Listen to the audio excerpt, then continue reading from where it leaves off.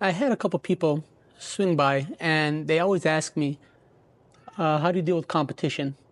Who do you compete with? So being in the perfume business, I was one of the first ones here in this area, and then many people started to open up after me. And they're always asking me, like, how do you deal with that? And I don't compete. So I don't compete with people around me. I compete with myself, if that makes sense. I imagine where would I be in 5 years from now and who that person would be, and that's who I compete with. I try to outdo my future self, and that's how I grow.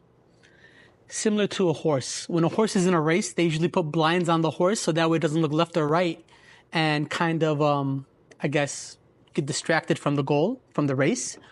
And that's what I do. I really don't know the different companies that opened up after me. I really don't know what kind of products they're selling or what kind of sales tactics they use or how they're marketing. I don't pay attention to that because I feel like I am as competitive as the next person.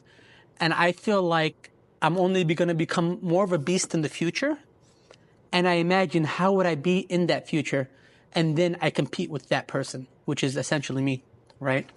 So that's what I would recommend. Like the things that I'm telling on this channel is things that I actually incorporate in my own business, in my own life. And hopefully this helps people who are trying to get into business or trying to get into some kind of, I guess, perfumery or whatever the business may be, whatever life goal you have. Hopefully you can learn from what I'm offering. I'm not a millionaire, right? But I'm not broke either. If I want something, I'll work and I can afford it in a couple months, right? But these are the things, the tactics that I learned along the way, not from a millionaire. I didn't have a mentor. So these are like trial and error methods that I've learned along the way. And this is just one philosophy, one type of thinking that I have. If I'm going to compete, I'm not competing with people in the present because they're not where I want to be. I'm competing with my future self because I see myself somewhere big in 5 years. So I'm competing with that guy so I can surpass him. So when 5 years comes, now I'm competing with myself in 10 years. I'm always going to be competing with my future self.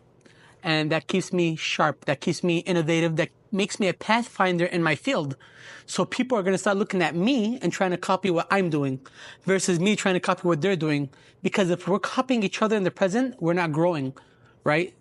It'll be just the same products, the same service, the same industry. And that's not what I want. I want something different, innovative, something new, something out there. Hence why I compete with myself.